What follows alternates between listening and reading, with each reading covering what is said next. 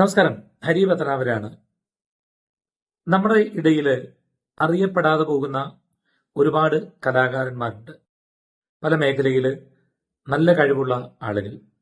പലപ്പോഴും അവർക്ക് അവരുടെ കഴിവുകൾ തെളിയിക്കുവാനുള്ള വേദികൾ ഇല്ലാതെ പോയിട്ടുള്ള സാഹചര്യങ്ങളുണ്ട്. നമുക്കറിയാം, പണ്ട് കാലത്ത് ഒരുപക്ഷെ TV ചാനലും വരുന്നതിന് മുമ്പ് സ്റ്റേജുകളിൽ മാത്രം നടത്തിയിരുന്ന പെർഫോമൻസ്, പിന്നീട് TV ചാനലുകൾ വന്നപ്പോൾ തെരഞ്ഞെടുക്കപ്പെടുന്ന ആളുകൾക്ക് മാത്രം അവസരങ്ങൾ കിട്ടുന്ന, അത് കഴിവുള്ളവർ തഴയപ്പെടുന്ന ഒരു സാഹചര്യം, അതിനുശേഷം സോഷ്യൽ മീഡിയയുടെ വരവായി. എല്ലാവർക്കും അവരവരുടെ കഴിവുകൾ പ്രകടിപ്പിക്കുവാനുള്ള അവസരങ്ങളുണ്ട്. എന്നാൽ സ്വന്തം പ്ലാറ്റ്ഫോമിൽ തന്നെ അത്തരം കഴിവുകൾ പ്രകടിപ്പിക്കുമ്പോൾ അത് പലപ്പോഴും ആളുകളിലേക്ക് എത്തിച്ചേരാൻ പലതും സാധിക്കാതെ വന്നേക്കാം. അതിന് ഒരു തടയിടുകയാണ്, അതിനൊരു അവസാനമുണ്ടാക്കുകയാണ് മലയാളം മീഡിയ.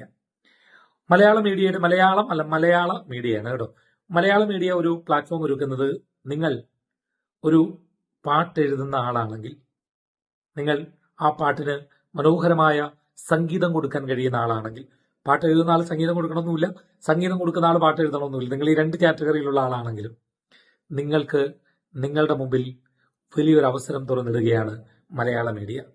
നിങ്ങളുടെ പാട്ടുകൾ നിങ്ങൾക്ക് മലയാള മീഡിയയെ അറിയിക്കാം, എഴുതി അറിയിക്കാം, നിങ്ങളുടെ ഇഷ്ടങ്ങൾ പറയാം. അങ്ങനെ ഒരു റിയാലിറ്റി ഷോ പോലെ മലയാള മീഡിയ അത് ഈ പൊതുസമൂഹത്തിന് മുമ്പിൽ, മലയാളികളുടെ മുമ്പിലേക്ക് അത് അവതരിപ്പിക്കും.